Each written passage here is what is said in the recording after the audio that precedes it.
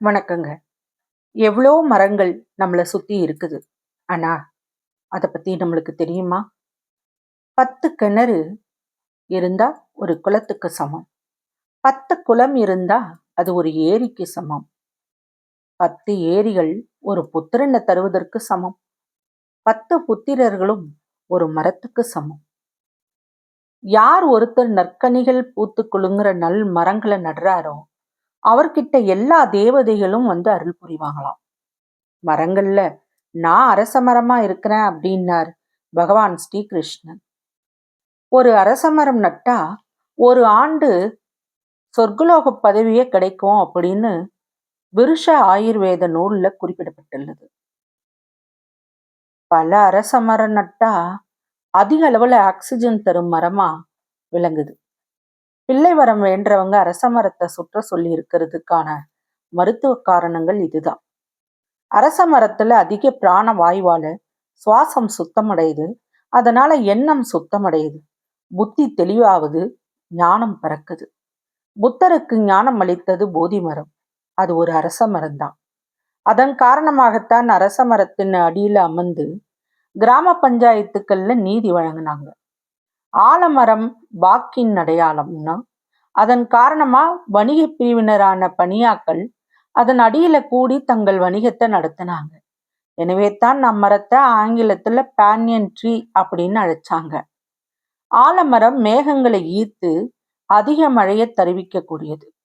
சாஸ்திரப்படி 2 ஆலமரங்களை நடுபவர்களுக்கு கைலாயத்திலேயே ஒரு இடமும் கிடைக்குமா. தமிழகத்துல மழை அதிகமா பெய்யற இடம் திருவாலங்காடு. திருவாலங்காட்டோட தலை விருட்சம் எதுன்னு பார்த்தீங்கன்னா ஆலமரம் தான். ஆலமரங்கள் நிறைஞ்ச இடத்துல தான் அதிக மழை பெய்யும். மேகங்களை இது இழுக்கும். சக்தியுள்ள இன்னொரு மரமா இலுப்ப மரமும் இருக்கு. இது ஆலையில்லா ஊருக்கு சர்க்கரை அப்படின்னு அந்த பூவை குறிப்பிடுவாங்க. அரச மரம் ஆண் மலடையும் வேம்பு பெண் மலடையும் நீக்கும் வல்லமை உடையது. இதன் காரணமாகத்தான் அரசுக்கும் வேம்புக்கும் திருமணம் செய்யும் ஃபெர்டிலிட்டி ரைட்ஸ் உருவானது. 100 ஆண்டுகள் வாழ வேப்பம் மர பட்டையில கஷாயம் வருந்தணும். நெட்டிலிங்க மரங்களே தமிழகத்தில் அசோக மரங்களா கருதப்படுது.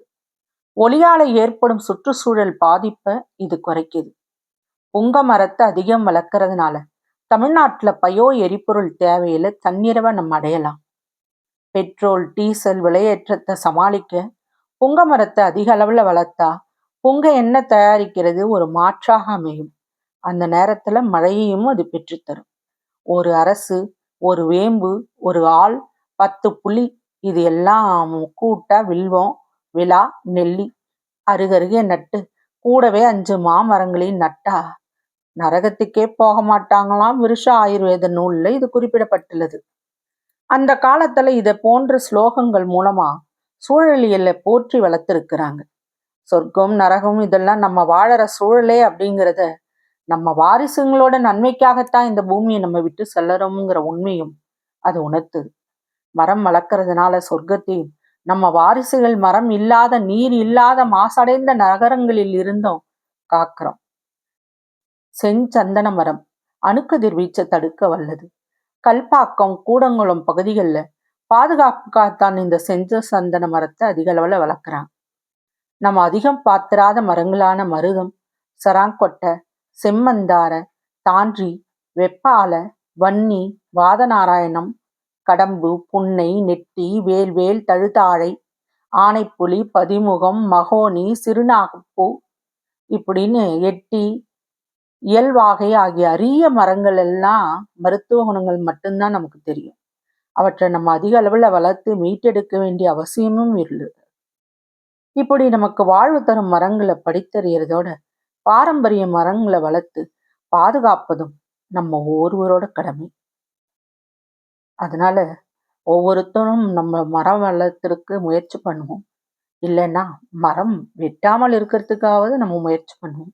அப்பதான் நம்ம வருங்கால சந்ததியினர்கள் நல்ல காற்றை சுவாசிக்க முடியும்.